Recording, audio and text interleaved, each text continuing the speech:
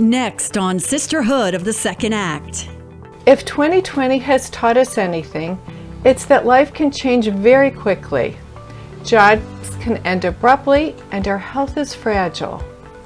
Being successful, especially during uncertain times, takes emotional intelligence, self-awareness, and social skills. Skills business coach and consultant Anne Millehan helps bring out in her clients. Danielle Alexander is an educator too. This outreach coordinator for Good Samaritan Hospice helps healthcare providers, caregivers, and loved ones understand what patients are going through at the end of life. A wide range of topics to discuss on this edition of Sisterhood of the Second Act. Sisterhood of the Second Act is brought to you by There's more inside the Hemp Mill than CBD products. There's a community. Stop in for Friday's Coffee Talk to enjoy free hemp coffee and treats. Patent pending products made from hemp for anxiety, pain relief, and organic healthy eating. Cannabinoid products you can trust because the hemp is locally grown, processed, and formulated by us with patent pending formulations. That includes our Pet Calm and dog biscuits. The Hemp Mill, women owned and operated with nutritional offerings, local cards, gifts, jewelry, and trending fashions made by women-owned businesses. TheHempMill.net. I'm gonna be an oak tree. I think I'll be a dogwood tree. My kids said they'd be looking for a thorny tree from me. With Evergreen, you can be a tree. Our biodegradable urn combines your ashes, natural soil additives, and a native tree of your choice. Be a tree and grow for tomorrow. I want to be a tree. Learn more at evergreenmemorialtrust.com. Hello friends, I'm Carrie Poff, the owner of Hound Tree Service. We provide safe, quality tree care and removal to homeowners and businesses in the Roanoke Valley and Smith Mountain Lake. Licensed and fully insured, we are a member of the Tree Care Industry Association with an ISA certified arborist on staff who can help you assess your trees. We provide seasonal care and pruning to complete tree removal and stump grinding. We also offer kiln-dried, live-edge slabs and other wood byproduct from locally and sustainably salvaged trees. We don't let your trees go to waste. They will live on through local artists and craftspeople. We are Hound, Roanoke's premier tree service. Please call us today at 525-9787 or visit our website, brownhoundtreeservice.com. See where a grateful nation remembers its heroes, and where Thomas Jefferson came to relax. Where small town charm is just down the road from big outdoor adventures. Find peace and quiet, as well as the sounds of family fun. Destination Bedford is located where the Piedmont Plateau meets the Blue Ridge Mountains of Virginia. Where ordinary ends, Bedford begins. From the Fox Radio Roanoke studios, here's Kathy Heberle. Welcome to Sisterhood of the Second Act. I'm Kathy Heberle. Do you want to improve your listening skills, strategic thinking, or time and energy management? Business coach and consultant Anne Millehan has helped many clients master these skills and more. Thank you for joining us today, Anne. Thank you for having me, Kathy. You're welcome. So how did you get into business coaching? Windshield warrior for 20 plus years in the corporate world, working with pharma. Did things as field sales coach, field sales trainer, account manager, sales rep. And after that time frame, being in the car for that long, ended up having back surgery in 2016. And my physical therapist said, listen, if you're going to stay in the car, you're probably going to be looking at another surgery. And that was not an option. So I knew that I had to make a change. Sounds right to me. So our audience is women entering their second act. Mm-hmm. As they do that, why is self-awareness so important? Oh, wow. I think that's exciting. I mean, you're entering, when you're saying second act, for me, that's like an opportunity to make big, powerful, fun changes, exciting, adventurous. But self-awareness is super important to think about when you're going to look at something that you're going to pivot to that's going to be years upon years of success and fulfillment and happiness. And so when you think about self-awareness, those are some things you want to think about, what you're looking at in your character, in your motivation, in your emotional thought process. That sounds really important. And also, what comes to mind for me as I've interviewed other women is sometimes they seem to lack confidence. Entering this new, they're excited, but they're also a little bit afraid. How can you help them improve their confidence, and how does it fit into their self-awareness? Yeah, so that is a question that I see with clients quite a bit, women clients specifically, and some men clients. But I think if you look historically at women, and you look at how we have, taken a place in the work world, it's not always been front and center, and nobody's really celebrating the people that do, right? The females that do. But what I have found with one of my workshops is just the secret sauce of empowerment with the professional portfolio. And what that does is it gets people to start reflecting, women to reflect on what they've really been successful at, what they've accomplished, and where they want to go. And it empowers them enough that they've got this portfolio put together that they go, you know what? I did this, this, and this, and oh my gosh, how much more prepared do I feel and empowered and confident that I deserve a seat at the table. I like that. I think that is so true. When you work on a skill like self-awareness, what exercises do you do with your clients? So, I have them do sort of a pro and con list a lot of times when it comes to what they like or don't like about maybe a job or a decision making that they're going to have. That gives them a little bit of awareness of what their boundaries are and what they're really ready to negotiate or not negotiate. But I also have them do a reflection of how others might see them. Right.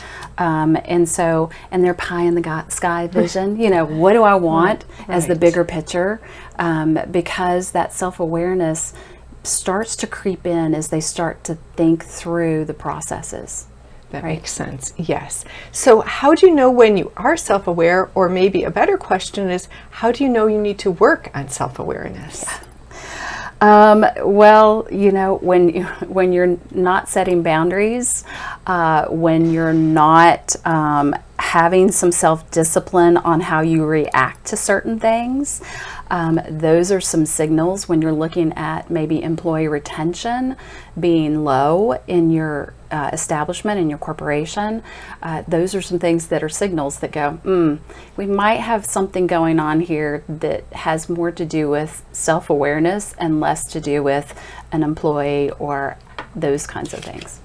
We are talking with business coach Anne Millehan. Strategic thinking, or lack of, can cause problems in the workplace and in personal relationships. Explain what is strategic thinking. So it's being able to anticipate the needs or challenges, and also be able to see opportunities. And you say personal and business, and it truly is the case. Yes. Success in personal is also looking at opportunities and being able to seize them, but also having a plan in place and being able to think through those things. So that's an important aspect of what strategic thinking is all about. And what are some steps we can take to improve strategic thinking? Well, you want to be able to look at things, as a whole. In some ways that can help is hiring a business coach. But you also want to look at be open to creative solutions. And here's another thing that I find is an aha for a lot of women that I do coach, and that is a board of advisors. And what that looks like is you take sort of a mental checklist of the things that you're really good at, yes, and then the things you have challenges with, right? Right. And the things that you have challenges with, you partner up with a board of advisor or an individual who is an expert in that part, in that component, and say, you know what, let's get together and grab coffee and talk a little bit about what you do really well, because I could really learn from you. I like that, and it's such a nice compliment to somebody. We are talking with business coach Anne Millehan. An important skill we don't talk enough about is listening. I think a lot of people think they're listening, but their behavior is blocking important communication. What are common mistakes we do when we are listening? Oh, it's clarity is part of it. It's not feeling like the other person has been heard because we're jumping in too quickly. We're really thinking about what's that next question we want to ask, right? Yes. And so you miss out on a lot of the cues. Yes. It's also our body language. How are you approaching that person when you are engaged and trying to listen? Do you have the right body language that shows that you're really connecting, right? So those are some things that you want to think about when it comes to listening. I think that's really true. And I've heard, is the correct expression, mirroring somebody so that you're acknowledging what they're doing? So absolutely. And how does that work? Yeah, so when you mirror, sometimes it's mirroring their body language, like they've got their legs crossed, right? Yes. Or it's mirroring based on the language that they use. So if they say something, then use that same language back into asking a question, so that they know that they've been heard. I love that. And I also heard you do this very well, is kind of going at the same pace as the other person. So if they talk very fast or very slow, you try to moderate yourself a little bit so that you're not really different. Is that correct? Right. It seems to me that it's more of a conversation when you're both doing about the same pace. Absolutely. Is that true? Absolutely. Okay. So what do good listeners do? Exactly that. So good listeners absolutely listen and give the body language back. They mirror, they share and ask a question that is on the topic that's of discussion, but you don't ask too many questions because you don't want to look like you're interrogating that person, right? Exactly. Yes, that's a very good point, because sometimes it can feel like absolutely. that. You want information, but you don't want it, to be an interrogation. Right. I think that's so important. Yeah. We are talking with business coach Anne Millehan. So, what is the process when working with somebody on time management, and how do you start to improve on that skill? So the process of working with someone on time management, I like, and here's a tip for all of your viewers, is to have my clients do 2-week snapshot of where they spend their time. It's not a War and Peace documentation. It's a quick blurb. Jot it down. Write it down. Right. I think that's important. Right. And we all carry our phones, right? Yes. Everywhere. And we all have a notes app. Right. So go to that notes app, open that app, and make that your 2-week documentation of exercise 30 minutes. Read 30 minutes, just so that you're documenting something that you understand. Okay. And then you have a reflection of where you're spending your time. And we can all be bad habits of the rabbit holes of social media. Sure. Be sure to document that too. Yes, absolutely. Right? Yes. So if you're looking to improve your time management skills, are there some tips that you can offer us besides taking the notes once you have that and you kind of see what you're doing? And you know where you need to work on things. How do you recommend that we do that? Well, one of the things you want to do is take any notifications that you get on your phone from social media off.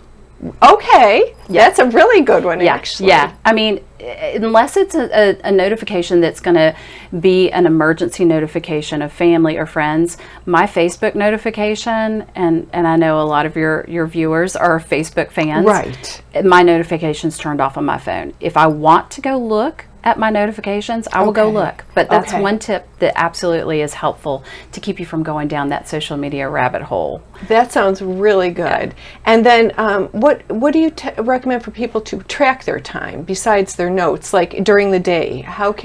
So should we use a planner or electronic calendar? Electronic calendar. Okay. Yeah, I used to be that old habit of the book laid out in front of me, and have the calendar and jot it down in pencil or pen, and have the electronic, both of those. And honestly, the better way to do it is do it with something you always have with you. Okay. And you always have your electronic calendar on your phone. Thank you so much, Anne. We'll have Anne's contact information on our website, Sisterhood of the Second Act. When we come back, we'll talk with a different kind of educator, Danielle Alexander, an outreach coordinator for Good Samaritan Hospice. Sisterhood of the Second Act continues after this. I'm going to be an oak tree. I think I'll be a dogwood tree. My kids say they be looking for a thorny tree from me. With Evergreen, you can be a tree. Our biodegradable urn combines your ashes, natural soil additives, and a native tree of your choice. Be a tree and grow for tomorrow. I want to be a tree. Learn more at evergreenmemorialtrust.com. There's more inside the Hemp Mill than CBD products. There's a community. Stop in for Friday's coffee talk to enjoy free hemp coffee and treats. Patent pending products made from hemp for anxiety, pain relief, and organic healthy eating. Cannabinoid products you can trust because the hemp is locally grown, processed, and formulated by us with patent pending formulations. That includes our Pet Calm and dog biscuits. The Hemp Mill, women owned and operated with nutritional offerings, local cards, gifts, jewelry, and trending fashions made by women-owned businesses. TheHempMill.net. Hello, friends. I'm Carrie Poff, the owner of Hound Tree Service. We provide safe, quality tree care and removal to homeowners and businesses in the Roanoke Valley and Smith Mountain Lake. Licensed and fully insured, we are a member of the Tree Care Industry Association with an ISA-certified arborist on staff who can help you assess your trees. We provide seasonal care and pruning to complete tree removal and stump grinding. We also offer kiln-dried, live-edge slabs and other wood byproduct from locally and sustainably salvaged trees. We don't let your trees go to waste. They will live on through local artists and craftspeople. We are Hound, Roanoke's premier tree service. Please call us today at 525-9787 or visit our website, brownhoundtreeservice.com. There's more Sisterhood of the Second Act after this.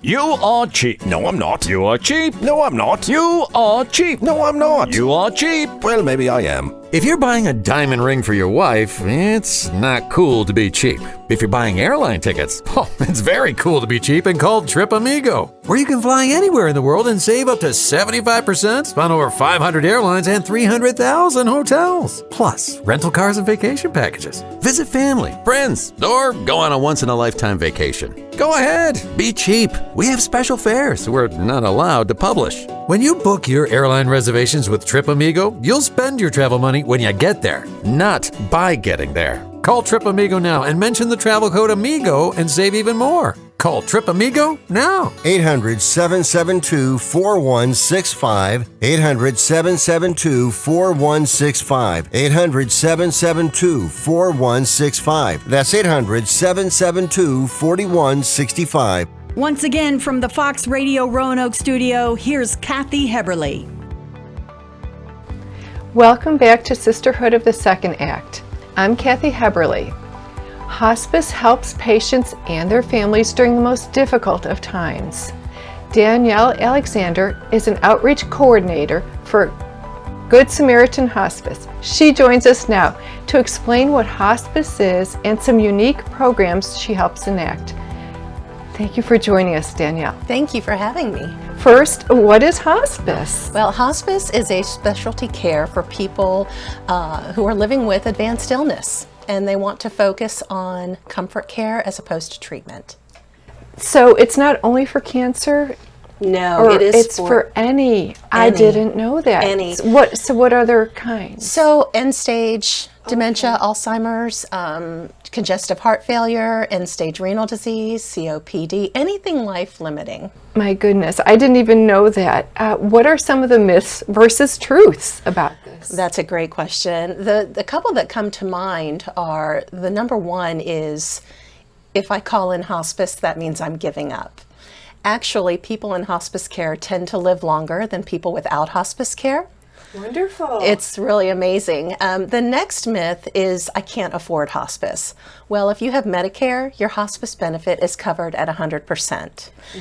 And with Good Sam being a community-based nonprofit, we have never sent anyone to collections for the inability to pay. That's excellent. And so, it's such a wonderful service. Thank you.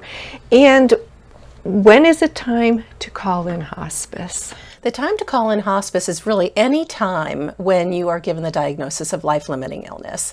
Even if you're not ready physically yet for hospice, it's great to get that information before it becomes a crisis. That makes sense. And so anybody can call you? Anyone. Or is it usually a family member? Who generally makes the call? So anyone can call to get hospice benefits or just to get an information visit. It can be a caregiver, a loved one, a family member. Okay. It could be a physician, an ER doc. If we see someone who's making multiple trips to the ER, a lot of time the hospitalist or one of the case managers within the hospital will explain about hospice. Okay. We are talking with coordinator Danielle Alexander, and you called it Good Sam. I've heard of Good Samaritan. So just is that a nickname that you lovingly call it? And what's it known by in our community? So Good Samaritan Advanced Illness Care and Hospice has been around since 1992. And so everyone in Roanoke and the NRV just call us Good Sam. Excellent. I really like this. And then as an outreach coordinator, your role is one of an educator. Do you find that most people don't know much about what happens at the end of one's life? I do. I do. I would love to take the fear out of the word hospice. Really just educate. It's about living life to the fullest, making those memories while you still can, being comfortable, staying in your own home. That makes sense. So you are an educator then, because I think a lot of people are unaware of it. And then I guess my next question is, how does learning about end of life help families through the grief of the moment? So learning about end of life, they learn to know what to expect, the changes that go on within our bodies, our mental states, our physical states, our spiritual state. And it helps to have a coordinated team along with you and your family to help you on that journey. There are a lot of different family dynamics that come in at end of life, and our social workers, our RN case managers, home health aides, our chaplains, our volunteers, they work as a team to help support that family on this journey. Oh, that's wonderful. I'm sure it's a very emotional time for everyone as well. Time. Yes, that's so nice to know. How does, well, my next question was, you don't just educate families, but healthcare workers and faith-based groups as well. So tell us about the new program you are doing with nursing students. So this is such a great opportunity that I have had. I've talked with nursing students at Radford University, Virginia Western Community College, pretty much all the local nursing students, as well as the resident doctors for Lewis Gale. And I walk them through, it's called an exercise in letting go. Okay. And basically I take them through the last 3 months of their life as they prepare for their own death. And oh my goodness, so that sounds like a really good exercise for people to do and to think about at this time. We are talking with Outreach Coordinator Danielle Alexander. And then my next question is, how does the program benefit the nurses and the patients? Well, by leading someone through the last 3 months of their life as they prepare for their own death, it's to create an empathy and an understanding of what patients go through at end of life. Sure, that makes sense. And what are some of the feedback? Oh my gosh, we have gotten such great feedback. I guess the best telling feedback that I have received is that all the everyday stuff that we worry about, all the things that we want, that we need, the activities, the hobbies, none of those matter. At the end of the day, what really matters are the people we love, the people we care about. That makes sense. I think we've all heard that saying about what's on your headstone. Nobody says, I wish I spent more time at work. And so does this empathy that the nurses learn for the families, how does that make them a better nurse? Because it gives them an understanding. At end of life, you go through all of those emotions of denial, anger, bargaining, and you have to be aware of those emotions at end of life. And you know, as we near end of life, there's a loss of control for a lot of us. Well, do you find that most people don't know what goes on at the end of life, or? Correct. Really? They do not. How do you prepare them for that? Just through your education? Through our education, absolutely through our education, through the help of our social workers, from our RN case managers, our volunteer coordinator. Again, this is a journey. Life takes a village. Absolutely. And what kind of reaction have you gotten, I said from the students, but also from family members? Like what do they, how does that help them get through this time of grief that they know is coming? Well, I typically don't do the exercise and letting go with family members, but allowing our family members to get educated on this journey about, medications, medications that may be needed, those kinds of things. That is a support that is so needed and so helpful for the families. It allows those patients to stay at home, but gives the family, the caregiver, the confidence that they need to provide that care. Exactly. I was thinking that is really so important for everybody. And the exercise, going back to the exercise of letting go, why is that important for everybody to go through that? So, that is as close as we can get to the dying process. I see. And we have one chance to get this right. Whether you are working in a facility, whether you are in the hospice world, whether you're in the hospital, when you are dealing with someone at end of life, you have one chance to get this right. That makes so much sense. And it should be a beautiful death. That makes so much sense. People should be comfortable. They should be allowed to treasure what matters most to them at end of life. Well, Danielle, that makes me think of, I know that many people that work with hospice programs are volunteers. Do you help train them, or how can somebody volunteer to work with hospice? What do they go through? So they go through some training. What they would do initially is call our office and talk to our volunteer coordinator, Tony, and they set up training throughout the year. And of course we do background checks and driving record checks and things like that. But they go through specific training for this before they're allowed to sit bedside at end of life. Okay, so if somebody is interested in volunteering, either because they want to give back for an experience that they had, then they can call you or call the Good Samaritan Hospice number. And what other education tools do you have for people that might want to learn something about, preparing ahead of time? Maybe even we've talked about prearrangements for funerals and things like that. How can people be aware of your services that might not need them right now? And what do you do for the community in general, so that they, as far as advertising, so that they know where you are and what you provide? So as a nonprofit, we don't do a whole lot of advertising. Okay. We are basically by word of mouth. We've got a great reputation within the community, and of course we've been around since 1992. So many times it's just conversations that we have in the community.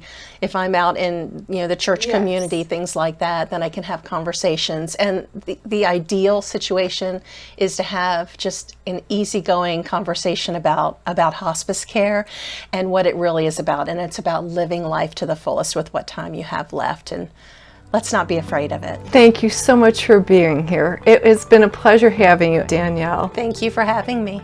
It's been a pleasure. We will have Danielle's contact information on our website at sisterhoodofthesecondAct.com. Stay with us. We'll be back to wrap up the show after this.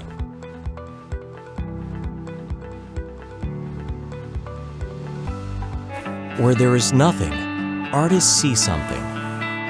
Where there is silence, they hear a melody. Where there is beauty, they create even greater beauty. In a region known for its beautiful mountain surroundings, our vibrant arts community makes the Allegheny Highlands a more colorful place to live and visit. Our passion for the arts is endless, and it's uniquely Allegheny. See where a grateful nation remembers its heroes, and where Thomas Jefferson came to relax. Where small town charm is just down the road from big outdoor adventures. Find peace and quiet, as well as the sounds of family fun. Destination Bedford is located where the Piedmont Plateau meets the Blue Ridge Mountains of Virginia. Where ordinary ends, Bedford begins. I want to thank Anne Millehan and Danielle Alexander for joining us today. Anne shared some tips on how to be a better listener, and Danielle helped us understand when it may be time to call in hospice. I'm Kathy Heberle. Join us next week for another edition of Sisterhood of the Second Act.